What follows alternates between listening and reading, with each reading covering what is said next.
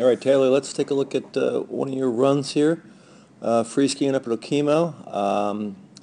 I thought it'd be more helpful to compare you to somebody. And as opposed to using, like a World Cup ski racer, I figured it'd be better to keep it a little more, reality per se. And so we use Rory.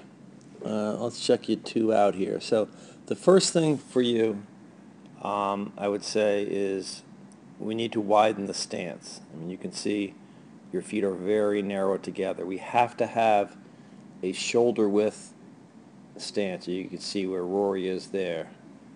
All right. So we got to maintain shoulder width, and it has to be maintained throughout the turn and the transition. So we maintain the same width. So we gotta widen the stance. Your feet are kind of plastered together. Number two, you use a lot of up and down motion. So you're finishing at the turn here, and you will pop up, causing your skis to be very light, and you will skid them around to get your direction done like that. And what we need to do is, yes, we have to come up a little bit. Let's check Rory out here. She will rise up, actually not too much. We need her to rise up a little bit more, but the point is we need to pressure the top of the turn right there.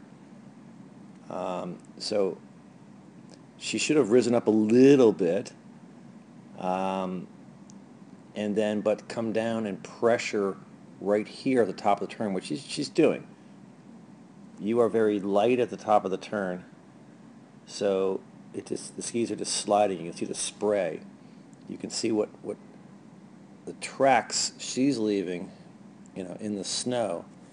They're kind of single lines, and that's what our goal is. Number two, we got to produce some angles of the body and the skis. So, she came through and rolled them up. Let's find her again. So her first move was really to kind of roll the skis up on edge. Once you establish a platform to push against, you push against them. You need to bend these skis, but we got to establish that high edge angle platform. You don't have that, so there's really nothing to push against. That's why they just, skid around. So we have to widen the stance. We have to not use as much up and down motion, and we have to roll the skis up on edge at the top of the turn and then press against them. And lastly, we need angles, and we just talked about getting a high edge angle, but we also have to have angles in our body. And what I mean by that is, you could see, Rory is got some angles there, and you can see yours is straight up and down. So you really have a lot of weight on the inside of the ski. We need to produce angles and produce really level shoulders.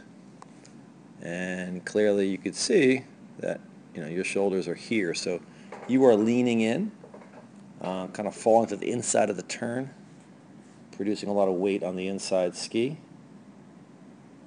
And thus we're really not carving the ski. So widen the stance. Let's try to roll up the skis a little bit on edge at the top of the turn. Don't use as much up and down motion there. Rise up a little, sink on the skis, press the skis once you've established a platform. And you got to produce some angles. Level the shoulders out and try to get that, bend almost like a, bend like a banana. We got to reach out. Whoops, got to get a curve line there. So we have to kind of bend here like a banana. Helps to reach out over the downhill ski with the outside hand. But those are a few thoughts right now. Let's work on those. I thought you did a great job this weekend. Your first 2 races of your career and finished them both. Good job.